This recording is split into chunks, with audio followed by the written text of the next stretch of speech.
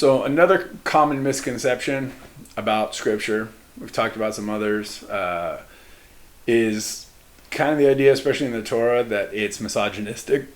And there are certain things maybe you could argue, but not really. When you really start looking at it, it's actually pretty equal. You know, there's some of the first land rights for women.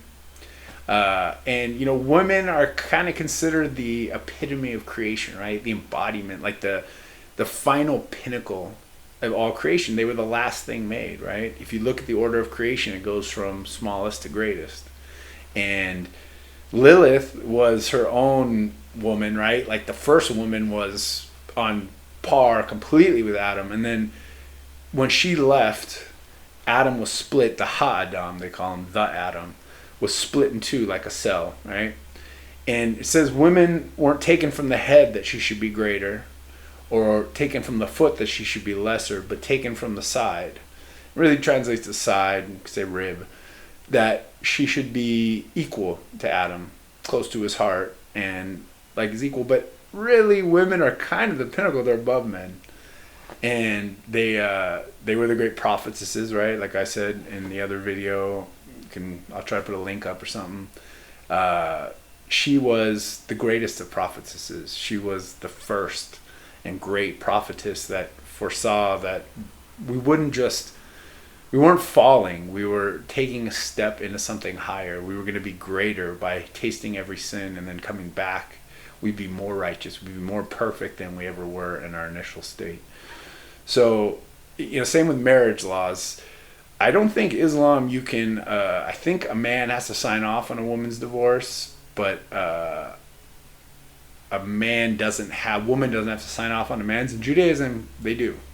So men can get like 100 rabbis to sign off. I don't know if women can do the same, but more or less, they both have to sign off and agree to a divorce. You can't get a divorce if there's not an agreement on both sides, right? So there's a famous guy here, famous singer, artist, that also played in some movies, a great movie called Ushpizen. I enjoyed it a lot. I thought it was a cool one. And he tried to get a divorce from his wife. She was supposedly very verbally abusive, and they had a bunch of kids together, and she wouldn't sign it. And so the only way he could get a divorce was finally he got like 100 rabbis to sign off on it, and he got a divorce. But both men and women have to agree to a divorce before a divorce can be finalized. So, you know, it's one of the oldest marriage contracts in the world, the ketubah, arguably the oldest. So it's something that maybe could change with the times, but it's pretty on point. There's not a whole lot of misogyny, you know. In a lot of ultra-Orthodox communities, the women are untouchable.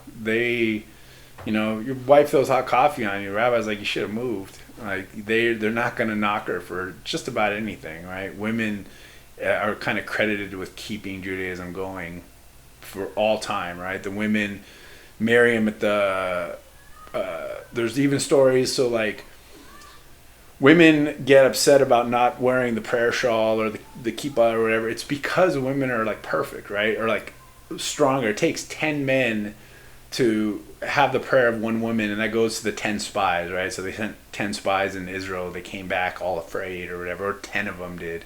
There was 12, I think, one from every tribe, and 2 were like, we got this, and the rest were like, no, there's giants, and there's all this crazy warring tribes and crazy people, and we're afraid. But it takes 10 men, it's called a minyan, to make the prayer, the equal prayer of one woman, right, in Judaism.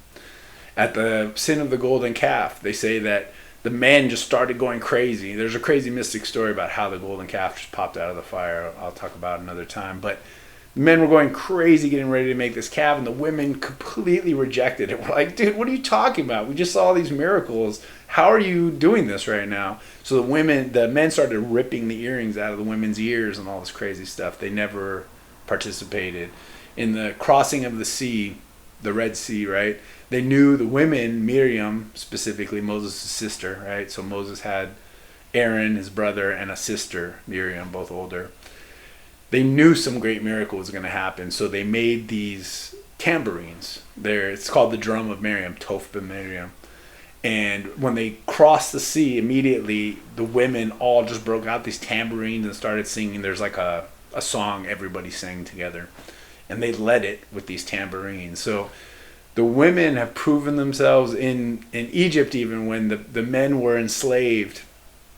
And the Jewish people had the Hebrew-ish people, let's call them then at that point, right? The Israelites could have died out because the men were too tired. They come home from slavery, which they were tricked into. I'll tell you that story. It's a crazy story, actually. They were going to die out. That the women would go out in the fields and take them and picnic. They would put on makeup and their like fine clothes, and they would make a little picnic, and they would take them into the apple orchards and be with them, right? To keep the Jewish people going.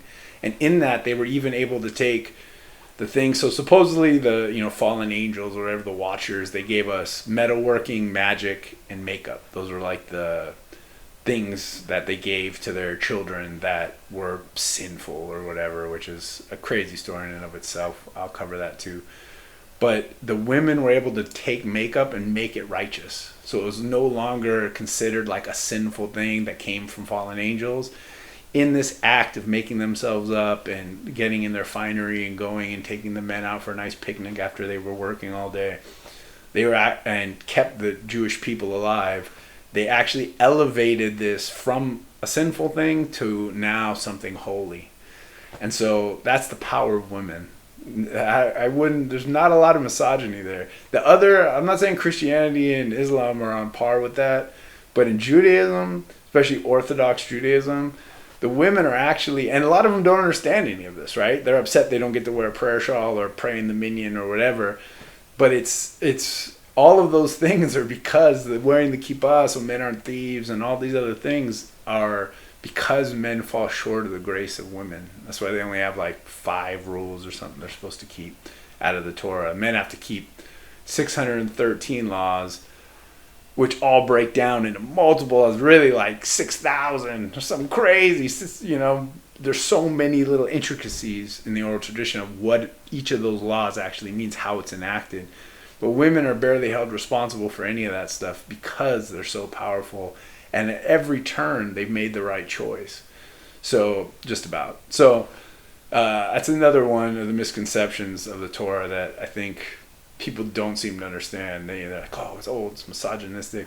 No, it's pretty on point. Women are pretty elevated, right? When the daughter's father died, and she said, listen, our dad didn't die like for sin or anything. He was just an old man. He died, and we have no brothers. We should get land, and the land that should be going to our brothers or whatever. And Moses went before God or whatever, the divine, and he said, yeah, they're right. The girls are right. What are you talking about? Yeah, give them the land. Dude, it's for sure it's for them. And so there's a lot of places it's pretty opposite of misogyny if you really look at it. So another common misconception. If you have any questions, feel free to anytime write them down. I'll try to answer whatever I can. And, let's do this, people. Save the humans. Is this torturous electricity between both of us, and this is dangerous, 'cause I want you so much, but I hate your guts, so I hate you now.